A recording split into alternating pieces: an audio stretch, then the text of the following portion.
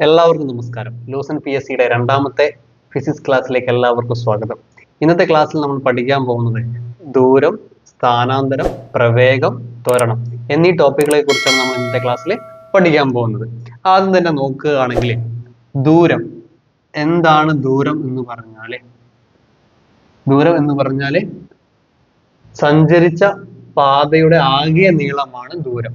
ദൂരം എന്ന് പറഞ്ഞാൽ ഒരാൾ അല്ലെങ്കിൽ ഒരു വസ്തു സഞ്ചരിച്ച പാതയുടെ ആകെ നീളമാണ് ദൂരം. എക്സാമ്പിൾ ആയിട്ട് ഇത് നിങ്ങളുടെ വീട്.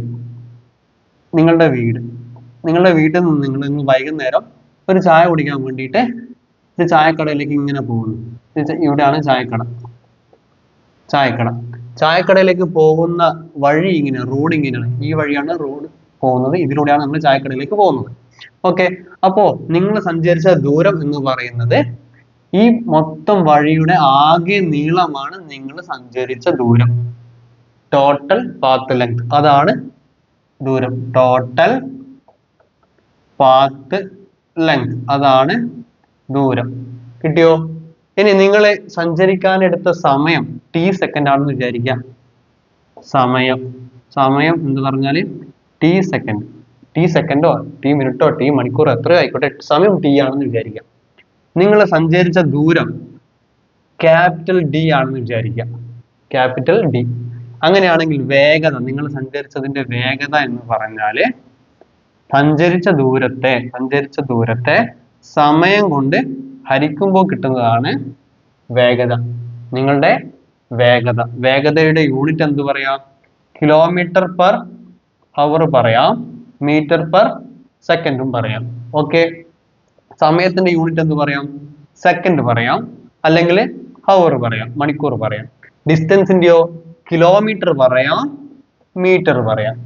കിട്ടിയോ? ഡിസ്റ്റൻസ് അല്ലെങ്കിൽ ദൂരം എന്ന് പറഞ്ഞുള്ള കൺസെപ്റ്റ് മനസ്സിലായല്ലോ. ഇത്രയും എളുപ്പമാണ് ദൂരം. ഇനി അടുത്ത കൺസെപ്റ്റിലേക്ക് പോകുന്നതാണ് ഡിസ്പ്ലേസ്മെന്റ് അല്ലെങ്കിൽ സ്ഥാനാന്തരം. എന്താണ് സ്ഥാനാന്തരം എന്ന് നോക്കുന്ന സമയത്ത് നമുക്ക് കാണാം, ഇനീഷ്യൽ പൊസിഷൻ, ആദ്യമുള്ള സ്ഥാനവും അവസാനമുള്ള സ്ഥാനവും തമ്മിലുള്ള നേർരേഖാ ദൂരമാണ് സ്ഥാനാന്തരം. ഇനീഷ്യൽ പൊസിഷനും ഫൈനൽ പൊസിഷനും തമ്മിലുള്ള നേർരേഖാ ദൂരമാണ് സ്ഥാനാന്തരം. ഓക്കെ, അപ്പൊ അങ്ങനെയാണെങ്കിൽ സ്ഥാനാന്തരം എങ്ങനെ പറയാം? It is the shortest distance between final position and initial position, അല്ലെങ്കിൽ സ്ട്രേറ്റ് ലൈൻ ഡിസ്റ്റൻസ്, നേർരേഖാ ദൂരം അല്ലെങ്കിൽ സ്ട്രേറ്റ് ലൈൻ ഡിസ്റ്റൻസ്, ഇങ്ങനെയും പറയാം. ഓക്കെ, സ്ഥാനാന്തരത്തിന്റെ യൂണിറ്റ് മീറ്റർ ആണ്. സ്ഥാനാന്തരത്തിന്റെ യൂണിറ്റ് മീറ്റർ പറയാം, കിലോമീറ്ററിലും പറയാം. നമ്മൾ മീറ്ററും കിലോമീറ്ററും പറയാം. Okay, unit kilometre, metre. ഇനി സഞ്ചരിച്ച സമയം എന്തായിരിക്കും? t സെക്കൻഡ് തന്നെ, t സമയം തന്നെ ആയിരിക്കില്ലേ? t മണിക്കൂറോ t സെക്കൻഡോ എന്തോ ആയിക്കോട്ടെ, t തന്നെ ആയിരിക്കില്ലേ? ഓക്കെ, സമയം നമുക്ക് എടുക്കുന്നത് t ആണ്. സ്ഥാനാന്തരം എടുക്കുന്നത് സ്മോൾ ലെറ്റർ d ആണ്. ഓക്കെ, റെപ്രസെന്റ് ചെയ്യുന്നത്, സ്ഥാനാന്തരത്തെ പ്രതിനിധീകരിക്കുന്നത് സ്മോൾ ലെറ്റർ d ആണ്. ഓക്കെ, അങ്ങനെയാണെങ്കിൽ നമ്മൾ അടുത്തൊരു യൂണിറ്റ് ഡിഫൈൻ ചെയ്യുന്നു, പ്രവേഗം. അടുത്തൊരു ക്വാണ്ടിറ്റിയെ ഡിഫൈൻ ചെയ്യുന്നു, പ്രവേഗം അല്ലെങ്കിൽ വെലോസിറ്റി. സ്ഥാനാന്തരത്തിനെ സമയം കൊണ്ട് ഹരിച്ചാൽ കിട്ടുന്നതാണ് പ്രവേഗം. സ്ഥാനാന്തരത്തിന്റെ നിരക്കാണ് പ്രവേഗം, അങ്ങനെയും പറയാം. സ്ഥാനാന്തരത്തിന്റെ നിരക്കാണ് പ്രവേഗം, അല്ലെങ്കിൽ ഒരു യൂണിറ്റ് സമയത്തിൽ ഉണ്ടാകുന്ന സ്ഥാനാന്തരമാണ് പ്രവേഗം, അങ്ങനെയും പറയാം. ഇംഗ്ലീഷിലാണെങ്കിൽ rate of change of displacement, അങ്ങനെയും പറയാം. ഓക്കെ, ക്ലിയർ ആണല്ലോ. അങ്ങനെയാണെങ്കിൽ പ്രവേഗത്തിന്റെ യൂണിറ്റ് എന്താണെന്ന് ചോദിച്ചാൽ മീറ്റർ പെർ സെക്കൻഡിലാണ് പ്രവേഗത്തിന്റെ യൂണിറ്റ്. ഇത്രയും കാര്യങ്ങൾ ഓർത്തിരിക്കാൻ ബുദ്ധിമുട്ടില്ലല്ലോ. സ്ട്രെയിറ്റ് ലൈൻ ഡിസ്റ്റൻസ് ആണ് സ്ഥാനാന്തരം അല്ലെങ്കിൽ ഡിസ്പ്ലേസ്മെന്റ്. ടോട്ടൽ പാത്ത് ലെങ്ത് ആണ്, ആകെയുള്ള പാതയുടെ നീളമാണ് ദൂരം. ഇത്രയും ബുദ്ധിമുട്ടില്ലല്ലോ. ഇനി ഇവിടെ ദൂരത്തിന്റെ കേസിൽ ഓർത്തിരിക്കേണ്ട ഒന്നാണ്, ദൂരം അദിശ അളവാണ്. അദിശ അളവ്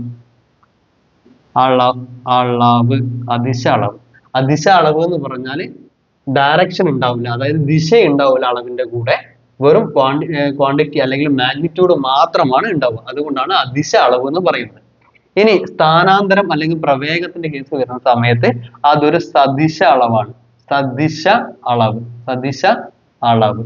അളവ് എന്ന് പറഞ്ഞാൽ ഇതിന്റെ കൂടെ ദിശയും മാഗ്നിറ്റ്യൂഡും, ഡയറക്ഷനും മാഗ്നിറ്റ്യൂഡും ഉണ്ടാവുന്ന ക്വാണ്ടിറ്റിയാണ്, ഫിസിക്കൽ ക്വാണ്ടിറ്റിയാണ് സ്ഥാനാന്തരവും പ്രവേഗവും. ദൂരവും വേഗതയും അദിശ അളവുകളാണ്. സ്ഥാനാന്തരവും പ്രവേഗവും സദിശ അളവുകളാണ്. ഇത്രയും കാര്യങ്ങൾ ഓർത്തിരിക്കാം. ഇനി സ്ഥാനാന്തരവും ദൂരവും തുല്യമാകുന്ന ഒരു സാഹചര്യമുണ്ട്. അത് എപ്പോഴാന്ന് ചോദിച്ചാല് ഒരു വസ്തു ദിശ മാറാതെ ഒരേ ഡയറക്ഷനിൽ സ്ട്രെയിറ്റ് ലൈനിൽ സഞ്ചരിക്കുന്ന സമയത്ത് സ്ഥാനാന്തരവും ദൂരവും തുല്യമായിരിക്കും. ഒരു വസ്തു ദിശ മാറാതെ നേർരേഖയിൽ സഞ്ചരിക്കുന്ന സമയത്ത് അതിന്റെ സ്ഥാനാന്തരവും ദൂരവും തുല്യമായിരിക്കും. അതേ സമയത്ത് തന്നെ എന്താവും? പ്രവേഗവും വേഗതയും തുല്യമായിരിക്കുമല്ലോ. സ്ഥാനാന്തരവും ദൂരവും തുല്യമാണെങ്കിൽ പ്രവേഗവും വേഗതയും തുല്യമായിരിക്കുമല്ലോ. അതും ഒന്ന് ഓർത്തിരിക്കാം. ഇനി നമുക്ക് പറയാനുള്ളതാണ് വേഗതയുടെ കേസിലെ സമവേഗവും അസമവേഗതയും.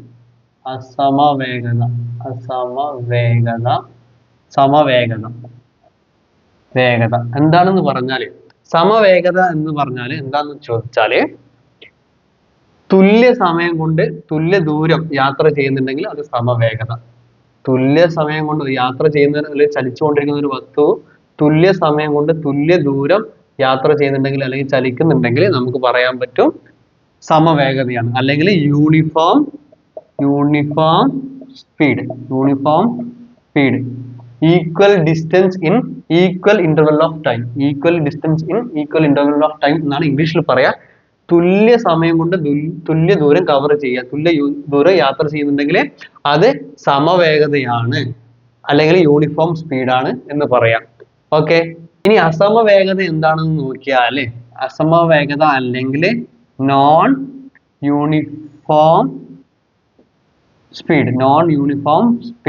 തുല്യ സമയം കൊണ്ട് തുല്യ ദൂരം അല്ല കവർ ചെയ്യുന്നതെങ്കിൽ അത് നോൺ യൂണിഫോം മോഷൻ അല്ലെങ്കിൽ അസമവേഗത എന്ന് പറയുന്നത്. അതായത് ഇപ്പൊ ആദ്യത്തെ 5 സെക്കൻഡ് കൊണ്ട് 10 മീറ്റർ പോയി, അടുത്ത 5 സെക്കൻഡ് കൊണ്ട് 20-30 മീറ്റർ പോകുന്നു, പിന്നെ അടുത്ത സെക്കൻഡ് കൊണ്ട് പിന്നെയും വേഗത കുറയുന്നു, അങ്ങനെയെല്ലാം പോകുന്നത്. റാൻഡം ആയിട്ടുള്ള മോഷൻ ആണെങ്കിൽ, മൂവ്മെന്റ് ആണെങ്കിൽ നോൺ യൂണിഫോം സ്പീഡ്. അതേപോലെ സമവേഗതയിൽ വേഗത സ്ഥിരമായിരിക്കും, എല്ലായ്പ്പോഴും ഒരേ വേഗതയിലായിരിക്കും പോവുക. അസമവേഗതയിൽ വേഗത മാറിക്കൊണ്ടിരിക്കും. അങ്ങനെയാണെങ്കിൽ നിങ്ങൾക്ക് തന്നെ പറയാൻ പറ്റുമല്ലോ, വേഗതയുടെ കേസ് നമ്മൾ പറയുന്ന സമയത്ത് അസമവേഗതയും സമവേഗതയും പറഞ്ഞു. എന്നാൽ പ്രവേഗത്തിന്റെ കേസിൽ സമപ്രവേഗവും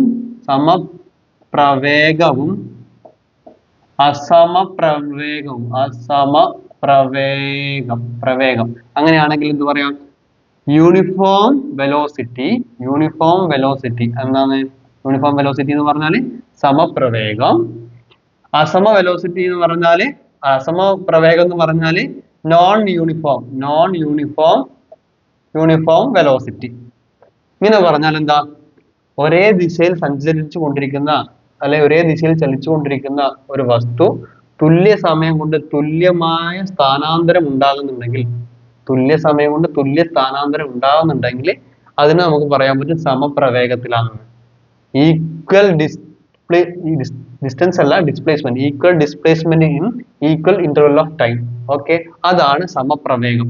ഇനി അസമപ്രവേഗം ആണെങ്കിലോ, തുല്യ സമയത്ത് തുല്യമല്ലാത്ത ദൂരം കവർ ചെയ്യുന്നു, അല്ലെ തുല്യമല്ലാത്ത ദൂരം യാത്ര ചെയ്യുന്നു. ഇതിന്റെ നേരെ ഓപ്പോസിറ്റ്. എളുപ്പമല്ലേ? എളുപ്പമാണ്. ഓക്കെ, ഇത്രയും കാര്യങ്ങൾ ഈ ഭാഗത്തുനിന്ന് ഓർത്തിരിക്കാം. ഇനി നമുക്ക് നോക്കാനുള്ളതാണ് ത്വരണം അല്ലെങ്കിൽ ആക്സലറേഷൻ. എന്താണ് ആക്സലറേഷൻ അല്ലെങ്കിൽ ത്വരണം എന്ന് ചോദിച്ചാൽ, പ്രവേഗ മാറ്റത്തിന്റെ നിരക്കാണ് ത്വരണം. ഡെഫിനിഷൻ ആണ്, പ്രവേഗ മാറ്റത്തിന്റെ നിരക്കാണ് ത്വരണം, അല്ലെങ്കിൽ ഒരു യൂണിറ്റ് സമയത്തിൽ ഉണ്ടാവുന്ന പ്രവേഗത്തിന്റെ മാറ്റമാണ് ത്വരണം. ഇംഗ്ലീഷിൽ പറയുകയാണെങ്കിൽ rate of change of velocity is called acceleration. Okay, ഇനി കാര്യം കൂടുതൽ മനസ്സിലാക്കാൻ വേണ്ടിയിട്ട് നമ്മൾ ഒരു ബോഡിയുടെ മൂവ്മെന്റ് എടുക്കുന്നു. മൂവ്മെന്റ് എടുക്കുന്ന സമയത്ത് അതിന്റെ ആദ്യ പ്രവേഗം എന്ന് പറയുന്നത് u ആണെന്ന് വിചാരിക്കുക. u is equal to 10 m/s. അന്ത്യപ്രവേഗം ഏറ്റവും അവസാനമുള്ള പ്രവേഗം എന്ന് പറയുന്നത് പ്രവേഗം എന്ന് പറയുന്നത് v ആണ്. v is equal to 20 m/s ആണെന്ന് വിചാരിക്കുക. ആദ്യ പ്രവേഗം 10 എന്നുള്ളത് 20 ആകാൻ വേണ്ടിയിട്ട് 5 സെക്കൻഡ് എടുത്തു. ടൈം എന്നുള്ളത് 5 സെക്കൻഡ് കൊണ്ടാണെന്ന് വിചാരിക്കുക. 5 സെക്കൻഡ് ആണെന്ന് വിചാരിക്കുക. എങ്കിൽ ആക്സിലറേഷൻ എന്താണെന്ന് ചോദിച്ചാൽ acceleration a is equal to, ശ്രദ്ധിച്ചോ, അന്ത്യപ്രവേഗം മൈനസ് ആദ്യ പ്രവേഗം ഡിവൈഡഡ് ബൈ സമയം. അന്ത്യപ്രവേഗം മൈനസ് ആദ്യ പ്രവേഗം ഡിവൈഡഡ് ബൈ സമയം. ഓക്കെ, അന്ത്യപ്രവേഗത്തിൽ നിന്ന് ആദ്യ പ്രവേഗം കുറച്ച് അതിനെ സമയം കൊണ്ട് ഹരിച്ചാൽ നമുക്ക് ത്വരണം അല്ലെങ്കിൽ ആക്സിലറേഷൻ കിട്ടും. അങ്ങനെയാണെങ്കിൽ ഇവിടെ എത്തുള്ള ആക്സിലറേഷൻ എന്തായിരിക്കും? അന്ത്യപ്രവേഗം എന്ന് പറയുന്നത് 20 ആണ്. 20 മൈനസ് 10, ആദ്യ പ്രവേഗം 10 ആണ്, ഡിവൈഡഡ് ബൈ സമയം. സമയം എത്രയാ? 5 സെക്കൻഡ് ആണ്. 5. അപ്പോ എന്ത് വരും? 20 മൈനസ് 10 ഡിവൈഡഡ് ബൈ 5 വരും അല്ലെ? That is equal to 2. ഇവിടെയുള്ള ചോദ്യം യൂണിറ്റ് എന്താണ്? പ്രവേഗത്തിന്റെ അല്ല, ആക്സലറേഷന്റെ യൂണിറ്റ് m/s². m/s² ആണ് ആക്സലറേഷന്റെ യൂണിറ്റ്. കിട്ടിയോ? എളുപ്പമല്ലേ? അങ്ങനെയാണെങ്കിൽ ഒരു കണക്ക് കൂടി ചെയ്ത് നോക്കാം. ആദ്യ പ്രവേഗം എന്ന് പറയുന്നത് u is equal to 50 m/s. ഇനി അന്ത്യപ്രവേഗം v is equal to 20 m/s. Okay, ഇത് അന്ത്യപ്രവേഗം 50 ഉള്ളത് 20 സെക്കൻഡ് 20 m/s ആവാൻ എടുത്ത സമയം ചോദിച്ചത്. സമയം t ഈസ് ഈക്വൽ ടു ഒരു 15 സെക്കൻഡ്. ഓക്കെ, അപ്പൊ എന്ത് കിട്ടും? Acceleration a is equal to എന്ത് കിട്ടും? v minus u by t അല്ലേ? അതല്ലേ നമ്മൾ ഇക്വേഷൻ നേരത്തെ എഴുതിയ ഇക്വേഷൻ. അങ്ങനെയാണെങ്കിൽ എന്ത് വരും? v എത്രയാ? 20 minus 50 divided by 15, that is equal to minus 30 divided by 15, that is equal to -2 അല്ലേ? -2 m/s². നെഗറ്റീവ് സൈൻ കണ്ടോ?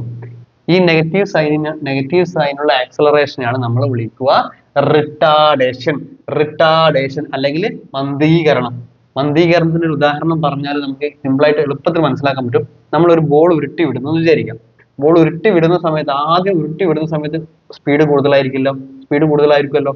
അതിനുശേഷം ബോൾ ഉരുണ്ട് പോയിട്ട് ഒരു സ്ഥലത്ത് പോയി നിൽക്കുന്ന സമയത്ത് അതിന്റെ വെലോസിറ്റി, അതിന്റെ പ്രവേഗം കുറഞ്ഞു ഒന്നിലെ നിൽക്കുന്നുണ്ടാവുക.